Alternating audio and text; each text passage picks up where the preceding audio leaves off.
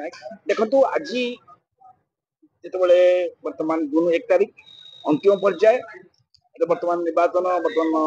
Vote ମାନେ ଇଏ ସରିଛି ବର୍ତ୍ତମାନ ମାନେ ଭୋଟ ଦାନ ସରିଛି ସେ କ୍ଷେତ୍ରରେ ବର୍ତ୍ତମାନ ଯେଭଳି ଭାବରେ ଏକ୍ଜିଟ୍ ପୋଲ୍ କୁ ଆମେ ଯଦି ଦେଖିବା ବର୍ତ୍ତମାନ ଜାତୀୟ ଗଣମାଧ୍ୟମରେ ଏକ୍ଜିଟ୍ ପୋଲ୍ ବର୍ତ୍ତମାନ ଯାହା ଚର୍ଚ୍ଚା କରୁଛି ଯେ ବର୍ତ୍ତମାନ ମାନେ ଓଡ଼ିଶାରେ 21ଟି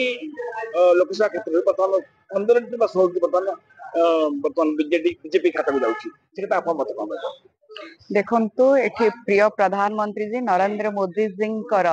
ଯେଉଁଭଳି ଭାବେ 2024 ର ବୈତରଣୀ ପାର କରିବାର ଯୋଉ ନାରା ଥିଲା ଆପକି ବାର 400 ବାର ଆଉ ସେଇ ପରିପ୍ରେକ୍ଷୀରେ ନିରନ୍ତର ପରିଶ୍ରମର ପରାକାଷ୍ଠା ଆସିଛି। ଆଜି ଆପଣ ଦେଖନ୍ତୁ ସମଗ୍ର ଦେଶରେ ଏକ୍ଜିଟ୍ ପୋଲ୍ କଣ କହୁଛି ହିନ୍ଦୀ ହାର୍ଡବେଲ୍ଟ ହଉ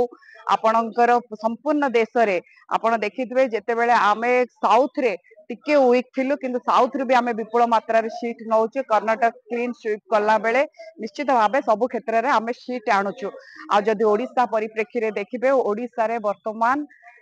ଆମର ଲୋକସଭା ସିଟ୍ ସଂଖ୍ୟା ଯେତେବେଳେ 15ରୁ 17 ଆଣୁଛୁ ବିଧାନସଭା ବି ସେଇଭଳି ଭାବେ ରାଇଜିଂ କରୁଛୁ।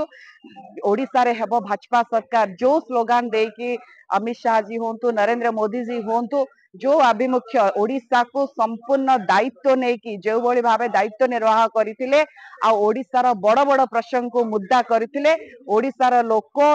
ସାଧାରଣ ଜନତା 4.5 କୋଟି ଲୋକ ପ୍ରଧାନମନ୍ତ୍ରୀଙ୍କୁ ବହୁତ ପରିମାଣରେ ଭଲ ପାଆନ୍ତି ଆଉ ତାହା ବର୍ତ୍ତମାନ ଭୋଟରେ ରୂପାନ୍ତରିତ ହଉଛି। ଏଥିରୁ କେହି ବି ବୋଧେ ମୁଁ ଭାବୁଛି ମାନେ ନିଶ୍ଚିତ ଏଇଟା ତ ଏକ୍ଜିଟ୍ ପୋଲ୍ ର ସଂଖ୍ୟା ଏକ୍ଜାକ୍ଟ ପୋଲରେ ଆପଣ ତାର ସ୍ଥିତି ନିଶ୍ଚିତ ଭାବରେ ଭାରତୀୟ ଜନତା ପାର୍ଟି ସପକ୍ଷରେ ଯିବ ଆଉ ବହୁଳ ପରିମାଣରେ ଯିବ ସରକାର ଆମେ ହିଁ ଗଠନ କରିବୁ। ବର୍ତ୍ତମାନ ଆମେ ଦେଖନ୍ତୁ ଲୋକସଭା କ୍ଷେତ୍ର ଆପଣ କଥା କହିଲେ ବର୍ତ୍ତମାନ ବିଧାନସଭା କ୍ଷେତ୍ରରେ ଆମେ ଯଦି ବର୍ତ୍ତମାନ ଆଲୋଚନା କରିବା ଯେ ବିଧାନସଭା କ୍ଷେତ୍ର ହଉଛି 147 ବିଧାନସଭା ବର୍ତ୍ତମାନ ଯୋଉ ତୃତୀୟ ପର୍ଯ୍ୟାୟ ନିର୍ବାଚନ ସରିଥିବା ବେଳେ ବିଜେପି ସେଥିରେ ବହୁମତ ପାଇସାରିଛି ବୋଲି ବର୍ତ୍ତମାନ ଯୋଉ ଆକଳନ କରିଥିଲା ବର୍ତ୍ତମାନ ଚତୁର୍ଥ ପର୍ଯ୍ୟାୟ ନିର୍ବାଚନ ସରିଛି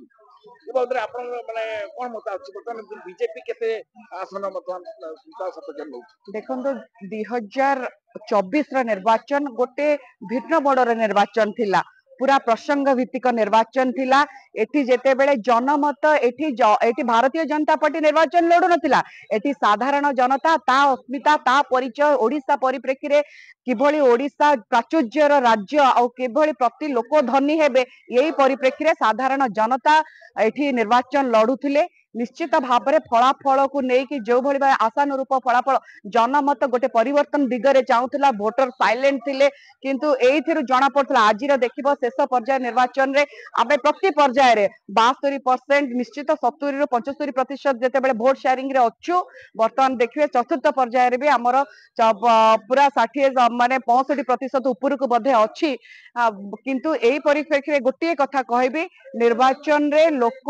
ପରିବର୍ତ୍ତନ ମୁହାଁଇଛନ୍ତି ଗୋଟେ 25 ବର୍ଷର ସରକାରର ବିଫଳତା ଆଗରେ କେଉଁଭଳି ଭାବରେ ନିଜକୁ ପ୍ରସ୍ତୁତ କରିକି ମାନେ ତାଙ୍କ ଜନମତକୁ ଜନାଦେଶକୁ ପରିବର୍ତ୍ତନ ଦିଗରେ ଦେଇଛନ୍ତି ତାହା ନିଶ୍ଚିତ ଭାବେ ଏକ୍ଜାକ୍ଟ ପୋଲରେ ତାହା ଆସିଯିବ। କିନ୍ତୁ ଭାରତୀୟ ଜନତା ପାର୍ଟିକୁ ନିଶ୍ଚିତ ଭାବରେ ବହୁଳ ପରିମାଣର ନରେନ୍ଦ୍ର ମୋଦିଜୀଙ୍କୁ ଆଶୀର୍ବାଦ କରିଛନ୍ତି ଯେଉଁଭଳି ଭାବରେ ନରେନ୍ଦ୍ର ମୋଦିଜୀଙ୍କ ଆଭିମୁଖ୍ୟ ଥିଲା ଏଠି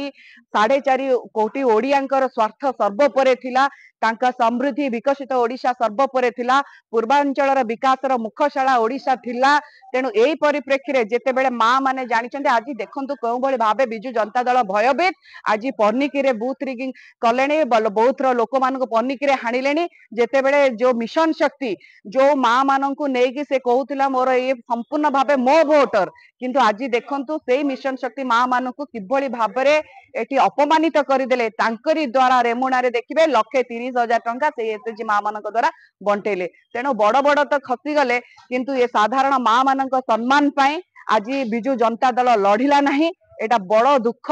ଆଜି ସେ ଦୁଃଖର ପରିତାପ ନିଶ୍ଚିତ ଭାବରେ ଏଠି ଓଡିଆଣୀ ମାନେ ବୁଝିଗଲେଣି ଇଏ କିଭଳି ଭାବେ ତାଙ୍କୁ ଭୋଟର ବ୍ୟାଙ୍କ ସଜେଇକି କେମିତି କ୍ଷମତାକୁ ଆସିବେ ଖାଲି କ୍ଷମତା ଆମେ ପ୍ରଥମ ଥର ଆସିବୁ ଆମେ ଦ୍ୱିତୀୟ ଥର ଆସିବୁ ଆମେ ତୃତୀୟ ଥର ଆସିବୁ ଆଜି ତାର ନିଶ୍ଚିତ ଭାବରେ ଅନ୍ତ ଘଟିବାକୁ ଯାଉଛି।